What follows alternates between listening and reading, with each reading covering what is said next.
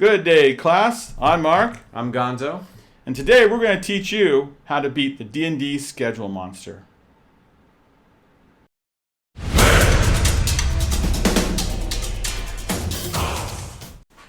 All right, Gonzo, what do we mean by the D&D schedule monster? That's the scariest monster that's not in the monster manual. Yeah. That's the inability to meet together often.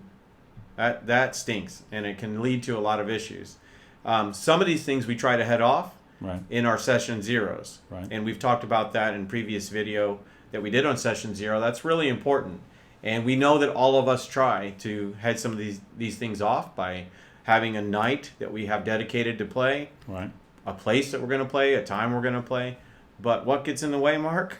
Oh, work and those adult obligations and family and life, all those life things. Not that they're not important things, but they just schedules, and especially when you're adults, you have more responsibilities and stuff. You know, if you're not, a young whippersnapper and living at home or whatever, and don't necessarily have responsibility. But the older you get, more responsibilities, the harder it is. So what does that do to us, though? When we can't meet together, what does that do to the game? Yeah, it's rough because things start to bog down a little bit. You start to lose momentum as a DM and as a group. Yeah. The momentum is kind of lost. Like maybe you play tonight and you don't play again for another month. So that's a problem. It also leads to confusion from the players because they don't remember what was happening last time. Storyline, what they did last time. Some people keep notes pretty good, and maybe they do, maybe they don't. And so that's a problem. And even for the DM, it can be a challenge because the DM's like, I think they left, according to my notes, they got this far, and then I know I found myself saying, all right, where we leave off? And then they would say, well, we left off, blah, blah, blah. And I'm like, oh, okay, that's all right, fine. And then you just go with it. But and the game seems to, if it's a campaign, it seems to last longer. And so I know for me, because we like to rotate telling stories as the dungeon masters, for me, it was like, oh, man, I can't wait to get to my turn. And other people want to do that too, and that can be hard. Yeah, and it's nice to be able to rotate. And maybe just not even us, other people. It's been nice to see other people get a chance. And if this thing goes longer than, we intended to go maybe 6 months, and now it takes a year to get through the campaign, and then everyone doesn't have a chance. So, so that's really the issue. And that's what we're here to talk about when we've got an idea how to fix it. So anyway, we actually come up with an idea we think that it's groundbreaking. Actually, I'm not going to undersell this. Actually, we this. stole this from many tropes. So the idea is to start off with a garden variety. Just picture this: you start off the group on your that first night when they play their campaign.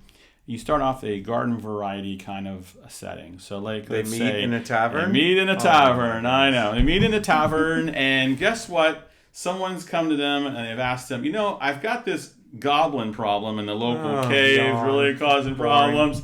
And so I want to pay you 50 gold to go there and clear out all the goblins. Okay. At this point, your party's your table is all going, oh boy, this again, really? This is the best really we come up with, right? So they're down there fighting the goblins, and during that course of that battle, in comes a high-level sorcerer, and they can tell really quickly this guy is some mad mage. Yeah. So he comes in, he casts a spell, time stop spell on him, but however it backfires. Something goes horribly wrong. He stops. He doesn't move. But the whole party is thrust into this nexus of reality. Right. And whereas they are now going to have a series of episodic adventures, and that is your campaign. So these episodic adventures are a series of one-shots that you do. This is awesome because for us, it gives the dungeon master an opportunity to use any kind of setting they want to. Yeah. Because you can transport them all over the place, and you can use any one shot you'd like to use, any storyline you pulled out of DM's Guild or something you may have heard on the internet or whatever, and it gives you that opportunity to put it in there without really affecting or having that have long-term effects to the story and people having to remember every bit of it. Yeah, so the inspiration kind of came from shows like Quantum Leap, Star Trek, Doctor Who, Firefly, all the the idea, and actually almost really a lot of shows where you have different episodes, and like episodes on television, often those are written by they're written by the group, but they're written by different people, right? And there's no reason why each episode or each one shot couldn't be a different DM. So Right. you can swap DMs back and forth. Which fixes our problem, because you and I both like to DM, but we have one group that we generally play with, and we were rotating. That wasn't as fun. And now we have almost everyone. I think everyone at the table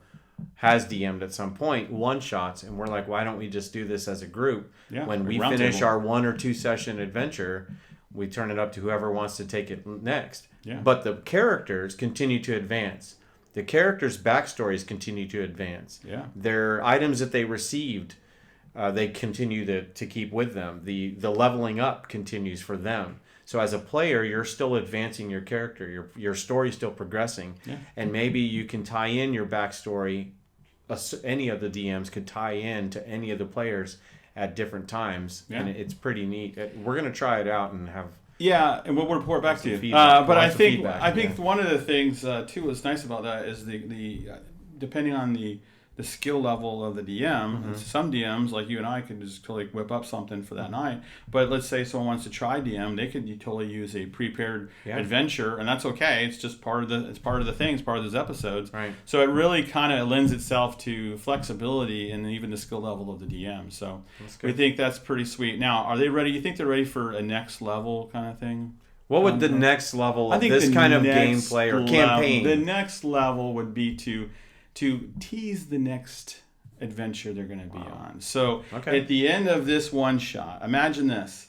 The next DM, the next person who's going to DM, has given you... At the very end, they come in. Oh, okay. They do their intro for the next one, and then they stop it there. They leave them hanging till the next episode. So this magical curse that's on them, or whatever this is, transports them somewhere else. The next DM, it says, well, you wake up in, boom, you're in a desert, dark sun-like world, and there's no, water or anything around you. Boom, that's where you start. Because at the end of all episodes, next week, just kind Tune in next week. You get a tease of what's going to happen next time. That'd be cool. So I think that would really step things up a bit. But that's next level, and maybe you're not ready for that right away. But we think that would really step it up. Well, this idea, I really like it. We're going to try it out ourselves personally.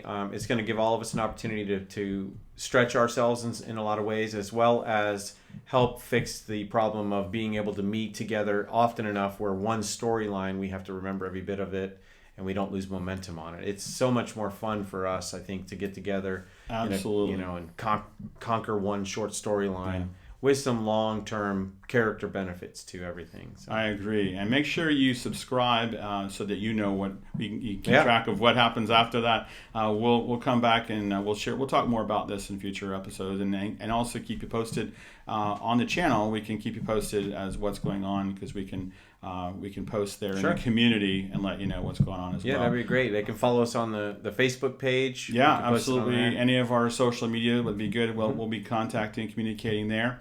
Also, if you have any ideas on how to beat the schedule monster, please share down in the comments any that you found, because I'm telling you, we get this comment a lot. And in the Facebook groups I'm in, everyone struggles with how do we find time to play. And we think this idea might work for you. Also, make sure you hit the notifications bell so that you know when the next video comes out, because who knows, it might have solve another problem that you're having, because that's what we do here at Dungeon Class. That's true. So, Gonzo, I think that's about all we had time for today. Let's do it. With that, class dismissed. Because they're not. I'll tell you one way to never have time to play D&D, and that is to start a YouTube channel about D&D. Yeah, absolutely. Yeah. So we sacrifice for you.